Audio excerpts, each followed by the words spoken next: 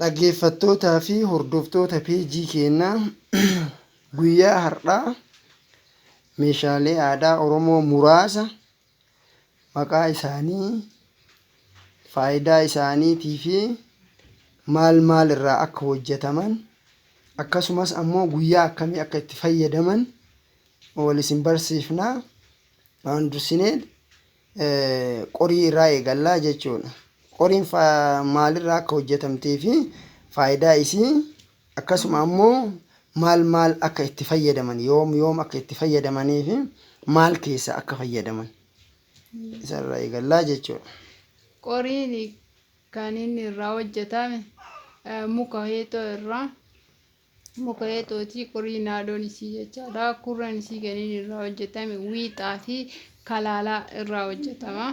Inni gubbaa irratti hojjetame ammoo calleen bareedinni isaatii fi kan inni fayyadu akkasuma mana keessa marqaa keessa nyaatuuf ni oola. Akkasuma yeroo gadi hin baanii micciirraa itti godhuun dhadhaa itti qabatanii nama bira deemuun guyyaa fakkeenyaaf akka gumaata nama bira deeman jechaadha. Nama bira deemuufis ni fayyada. Akka mana keessattis guyyaa namoonni kabajaa dhufan marqa keessaa nyaachuuf, marqa itti godhanii keessaa nyaachuuf ni fayyada jechaadha. Okay, faayidaan qorii kanaa jechuudha. Akkasuma isaatii fi kan irraa hojjetame isaan kanneen jechuudha. Kana fakkaataa jechuudha. Inni itti aanee jiru ammoo fal'aanaa jechuudha. Fal'aanni maalirraa hojjetamaa? Faayidaa isaa hoo maali? Fal'aanni kan inni irraa hojjetamu gaafa looniiti. Gaafa loonii irraa hojjetama. Fal'aanni ammoo marqaa ittiin nyaachuuf, micciirraa, finiinaa fi kan kana fakkaatan ittiin nyaachuuf fayyada. Faayidaa isaa kana jechaadha. Okay, bareedinaafis ni oolaa jechuudha. Bareedinaaf illee ni oola. Inni kun ammoo killa jedhamaa jechuudha. Inni maqaa isaa killa. Wal fakkeenyi isaa qorii wal fakkaataa kan inni irraa hojjetame innis muka heexoo irraa hojjetama. Kurreen isaa ammoo kan inni irraa hodhameeru wiixaa fi kalaalaa irraa hojjetame. Faayidaan isaa ammoo dhadhaa itti godhanii fakkeenyaaf guyyaa cidhaa misirroota warra dhiiraa akkasuma jaaltichaa fi abbaa jaaltichaa fa'aa guyyaa cidhaa jecha keessaa diban dhadhaa keessaa dibanii faayidaa isaa kana. Okay, jaalticha. Misirroo kafuudhu abbaa micaa kanneentu keessaa dibataa jechuudha. Faayidaa isaa. Okay. Inni itti aanu kun sabareedha. Sabareen kan inni irraa hojjetame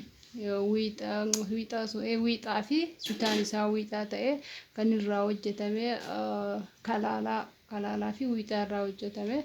Akkasumas haadhoo fi qadaan isaa illee inni gubbaa irraa dhuullee jedhama. Dhuulleen kun ammoo gaafaree irraa hojjetama.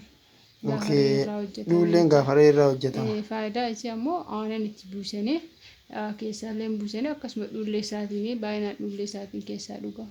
Aannan akkamitti keessaa dhugama dhuullee isaatiin? Aannan ho'ituudha. Ititaa baay'ee buusuu dhabuu danda'a. Kan itti buufamu aannan ho'ituu fi aannan qabbanaatu keessaa dhugamaa jechuudha. Okay, inni itti aanu kun immoo inni kun buqqee urgoo jedhama. Buqqee urgoo akkuma maqaa isaa ibsutti buqqee irraa hojjetame jecha buqqee urgoo jedhamee waamama. Buqqee irraa hojjetama.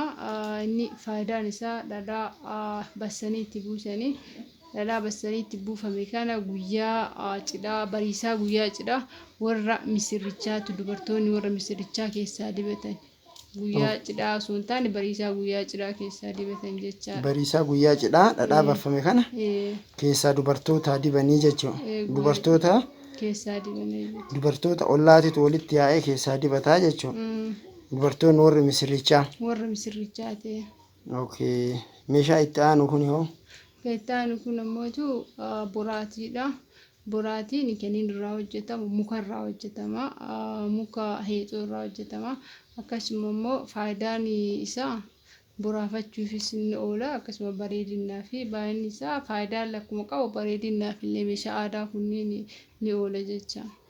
Okay. Inni boraatiif oolaa jechuudha. Ogeessaan hojjetamaa bareechisame. Bareedinaaf kan oolu hundinuyyuu ogeessaan hojjetama jechaadha bareedinaati. bareedinaafis ni oola akkasuma faayidaa kanneenis ni qabaa jechuudha. Kanaaf meeshaalee aadaa Oromoo kanneen guyyaa har'aatiif hanganaa yoo isiniif qopheessine yeroo gabaabaa keessatti kutaa lammaffaa meeshaalee aadaa Oromoo baay'inni isaanii hundas yoo ta'uu baateeyyuu hunda jenneeti ni qopheessinaa. Hundas ta'uu baatuu garuu baay'inna isaatiin kutaa lammaffaa keessatti isiniif qopheessinaa yeroo gabaabaa keessatti jechuudha.